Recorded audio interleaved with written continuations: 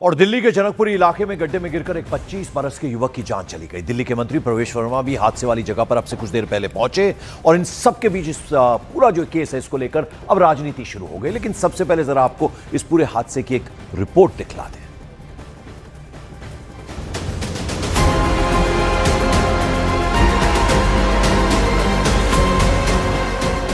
दिल्ली का ये वही खूनी गड्ढा है जिसमें गिरकर 25 साल के कमल की जान चली गई।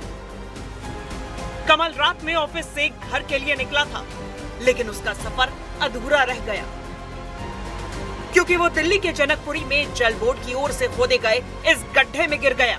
परिवार पूरी रात कमल को ढूंढता रहा, धक्के खाता रहा, लेकिन कमल तो गड्ढे में गिर चुका था, इसलिए वो नहीं मिला।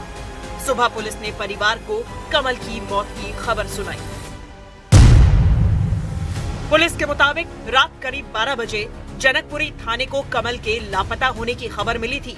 इसके बाद पुलिस की टीम ने मोबाइल सर्विलांस के जरिए कमल को ट्रैक करना शुरू किया और सुबह कमल गड्ढे में ऐसी हालत में मिला कि उसकी तस्वीरों को धुंधला करके दिखाना पड़ रहा है। इस घटना के बाद जगह जगह खुले पड़े गड्ढों के मुद्दे ने फिर तूल पकड़ लिया, क्योंकि नोएडा के सेक्टर 150 में इंजीनियर की मौत की भी कुछ ऐसी ही वजह थी और एक बार फिर वैसी ही भयानक घटना हुई जिस पर सियासी पारा भी चढ़ गया। आम आदमी पार्टी के सौरभ भारद्वाज ने सोशल मीडिया पर लिखा कि सड़क में गहरे गड्ढे में एक मासूम बाइक सवार गिरकर फंस गया, रात भर पड़ा रहा और मर गया। नोएडा की घटना से दिल्ली की भाजपा सरकार ने कुछ नहीं सीखा, बस रोज झूठ बोला जाता है।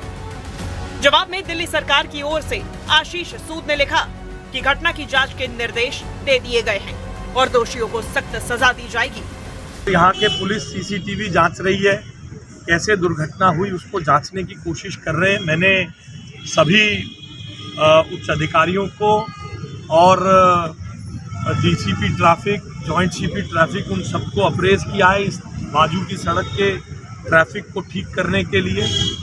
और इन सब के बाद भी अगर जांच में ठेकेदार या जल बोर्ड के किसी अधिकारी की कोई भी कमी पाई जाएगी इस साइट पर काम करने में सुरक्षा मानकों का ध्यान रखने के लिए, उनमें से किसी को भी बख्शा नहीं जाएगा। मतलब एक बार फिर एक मासूम सिस्टम की लापरवाही की भेंट चढ़ गया। दिल्ली के पास यूपी के नोएडा में पानी से भरे गड्ढे में कार गिरने से सॉफ्टवेयर इंजीनियर की मौत का मामला ठंडा भी नहीं पड़ा था कि राजधानी दिल्ली के जनकपुरी इलाके में वैसा ही दर्दनाक हादसा हो गया, क्योंकि रात के समय बाइक से घर लौट रहे कमल को पता ही नहीं था कि सामान्य से दिखने वाले रास्ते में एक मौत का गड्ढा खुदा था, जिसे जल बोर्ड के अधिकारियों ने खुला छोड़ दिया था और वो कमल जैसे मासूम को लीलने के इंतजार में बैठा था। और इस बीच आपको बता दें, आम आदमी पार्टी के नेता सौरभ भारद्वाज ने दिल्ली सरकार पर निशाना साधा, तो वहीं दिल्ली सरकार की ओर से भी इस पर पलटवार किया गया। क्या कहना है दोनों पार्टीज का, जरा सुना दें आपको। कॉल सेंटर में नौकरी करने वाला एक माँ का लाल, जिसको 25 साल का बड़ा किया उस परिवार ने, वो उस गड्ढे में सुबह गिरा हुआ पाया गया। गड्ढा वहां था और उन गड्ढों के विषय में आरडब्ल्यूए लगातार प्रशासन को कंप्लेंट कर रही थी, या आरडब्ल्यूए से वहां पे जाके पता कर लीजिए। मैं इस दुखद घटना में आरोप प्रत्यारोप करना नहीं चाहता हूं। अगर 50 साल पुरानी ये लाइन समय समय पे ठीक की गई होती तो आज ये हमें ना करानी पड़ती। इसमें हमें छोड़ दीजिए। अब मैं इसमें बताऊं, ये तुम्हारे का उनका काम है सुबह उठना और सरकार को गाली देना, क्योंकि बेरोजगार है, खुद ही कहा है। इसलिए मैं कम से कम आज इस मौके पर ऐसे आरोप प्रत्यारोपों का जवाब नहीं देना चाहता। और इस बीच एक आई विटनेस का बयान सामने आया जो ये दावा कर रहा है कि रात करीब 12 बजे उसे एक जबरदस्त तरीके से जोरदार आवाज सुनाई दी थी। तो बच्चे सोने के बाद फिर हम लोगों ना काफ़ी आवाज़ आ रही थी हम लोगों को। तो आवाज़ मैंने देखा तो बाहर देखो, हम इस टाइम आ ही नहीं पाए, गाड़ी के एकदम से आवाज़ बंद हो गई थी। और फिर सबकी मैंने सुना था कि भाई आवाज़ मारो मारो, वैसे आवाज़ आ रही थी और काफ़ी हम बच्चे चिल्ला भी रहे थे बहुत। काफ़ी लोगों की आवाज़ आई थी। तो उसके बाद फिर ज़्यादा आवाज़ नहीं आई। फिर मैंने भी जो है पिज़्ज़ा ऑर्डर किया था अपना 12:30 बजे करीब, मेरा पिज़्ज़ा भी आया था। तो उस टाइम कोई कुछ ऐसा कुछ था नहीं यहाँ पे। उसके बाद ही सब कुछ हुआ है। और इस सबके बीच सवाल पुलिस और एडमिनिस्ट्रेशन भी उठ रहे हैं। पीड़ित परिवार की ओर से यह आरोप लगाए गए कि रात के वक्त पुलिस ने कार्रवाई करने में आनाकानी की थी।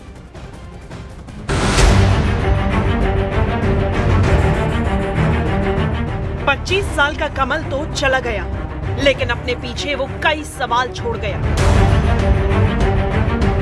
ऐसे सवाल जो झकझोरते हैं, पूछते हैं कि कब तक कमल और युवराज जैसे लोग सिस्टम की भेंट चढ़ते रहेंगे। शुरुआती जांच के मुताबिक कमल की मौत की वजह गड्ढे में गिरना बताया गया, लेकिन कमल के दोस्तों और परिवार ने अलग ही बात कही। उनके मुताबिक वो पुलिस के पास रात 11 बजे ही पहुंच गए थे, लेकिन पुलिस वालों ने उनकी शिकायत दर्ज करने में आनाकानी की।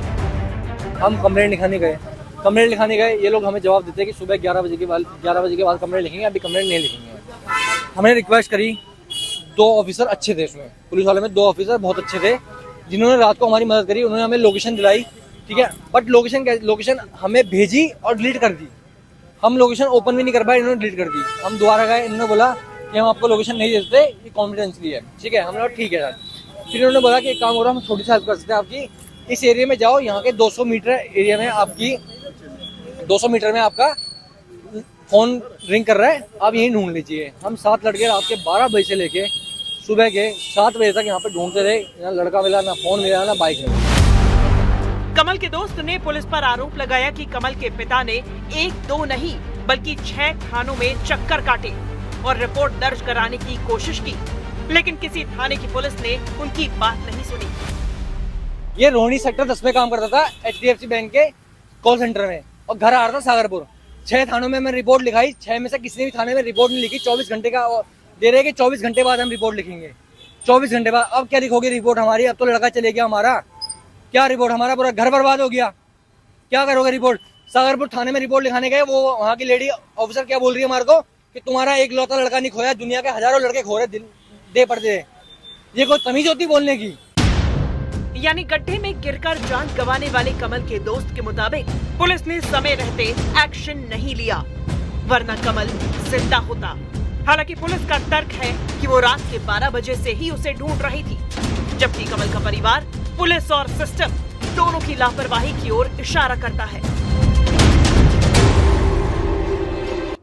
और इधर आपको यह भी बता दें कि दिल्ली पुलिस ने इस पूरे केस पर डिटेल के साथ इंफॉर्मेशन दी है। दिल्ली पुलिस के मुताबिक 25 साल का कमल दिल्ली के रोहिणी में एक बैंक में जॉब किया करता था और उसकी शिफ्ट रात 11 बजे तक होती थी, और उसने रात 11:30 बजे के आसपास घर कॉल किया और बताया कि मैं घर आ रहा हूं। पुलिस के मुताबिक कमल का परिवार रात 12 से 12:30 के आसपास थाने आया तो उनसे कमल की फोटो मांगी।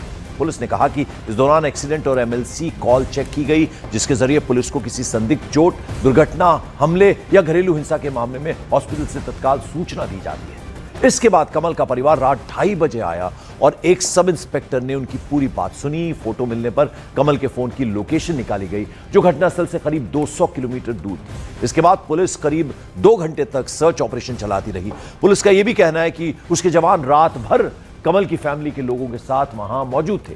व्हाट्सएप पर भी जिला स्तर पर कमल की फोटो शेयर की गई थी और सुबह करीब 8:30 बजे एक शख्स ने पुलिस को गड्ढे में एक शख्स और बाइक देखकर कॉल किया था। तो ये पूरा का पूरा घटनाक्रम है जो पुलिस का बताना है।